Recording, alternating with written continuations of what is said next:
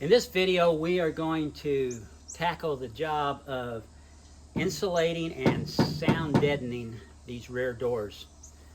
It'll take us a little bit because we're going to have to drill out all of these rivets to pull this cover off, and then we'll see what we've got inside the door and we'll just go from there.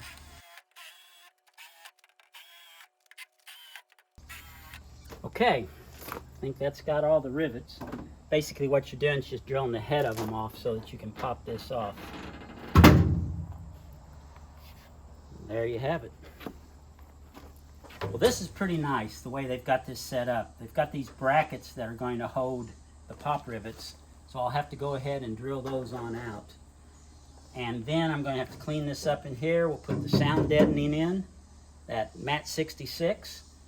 And boy, I tell you, there's a big sheet there, so these things really produce a lot of noise inside the van. So what my plan is to probably put some plastic over this and then fill it up after I put the Mat 66 on, fill it up with the rock wool. And that should give us a good insulated, sound deadened door.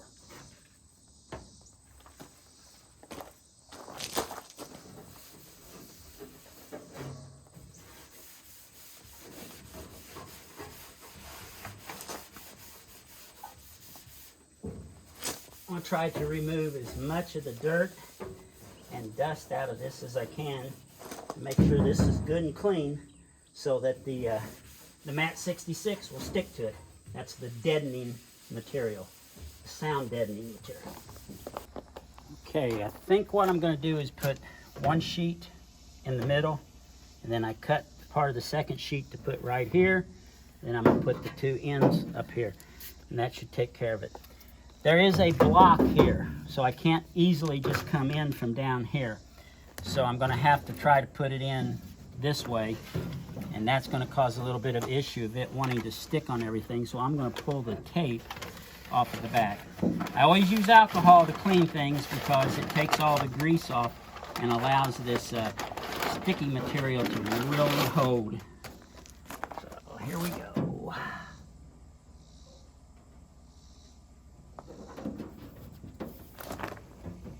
Of course, I will try to use the roller if at all possible, or I may use something like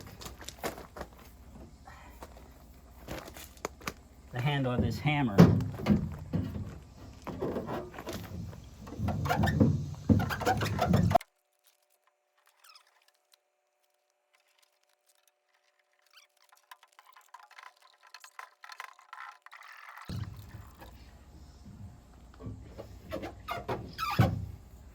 All right, there you have it, the sound deadening in the door. Let's listen to the difference. More of a thud, I believe. That's good. The next thing I want to do is, before I put in the insulation, I want to go ahead and lubricate the locking mechanisms that are in the interior part of the door. And in my opinion, the best lubricant on the market today for this type of thing is this Bow Shield T9.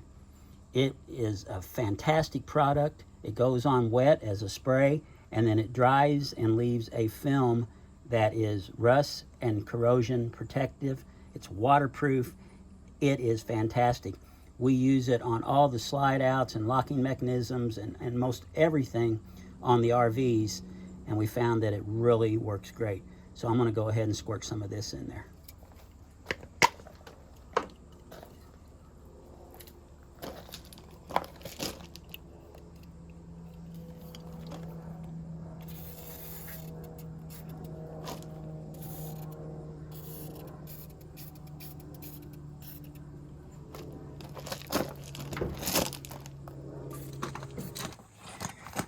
Okay, if you can see in there, I put plastic over the mechanism and I brought it up to about here so that it would keep the rock wool off of the the mechanisms that work, and because they're lubricated. Even though that T9 will be dry, it still will keep this out of it.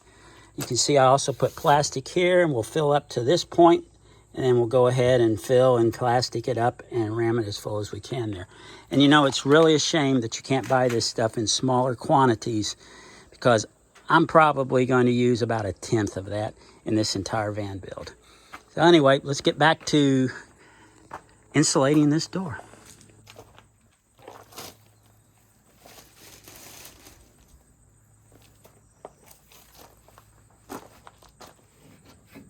There's a piece that goes right here that's going to make it a little difficult. But I think we'll be able to get it in there. If I break it into smaller pieces, it'll go in and get down all the way into the areas that I want it to go. The first couple I put in were probably too big. Anyway, this is what I'm going to be doing. And I'll be back in just a few minutes. There you have it. It actually took a little more than I thought it would. I mean, I'm probably going to use half of that bundle instead of 1/10 of it. But I really got it packed in good and tight. And I'm going to leave the plastic off of these upper areas so that this can actually breathe in the outside chance that it could get damp. So anyway, it does have some air hose up here as well. But I think I like the idea of just leaving it. Here's the rear passenger side door. And it is quite different because it has a lot different locking mechanism, and it has the place in it for the license plate. So it was just different. What I ended up doing was laying some foam in between this mechanism and the front. This is after I got the sound deadening Mat 66 in there, and got about 1 inch right up against the outside door. You can see it right there. And then I also came in here and put a wall of foam basically, so that'll keep the rock wool away from all this mechanism. And I just put it in as a batten. I don't know if you can see it or not down there. So it comes right like that. And it's stuffed pretty full. And I've got to tell you, I really thought I was only going to use, 25% of that big, huge bag. But I've already knocked it down to probably, I've used 1/3 of it just in the little bit I've done in the ceiling and on these 2 doors. And I still have to do all of that, the side braces, all of that across the top. And of course the biggie is going to be the side door. So I think I'll have enough, but that's kind of amazing. I never would have dreamed that I would have used that much. So now I've got to put the plastic panels back on, but I've got to get some black pop rivets first. So I hope you've enjoyed this segment of the build. It's interesting to me, and I think this is really going to help with deadening the noise and keeping the van good and warm. So thanks for coming along with me, and as always, we'll see you on the next one. Later.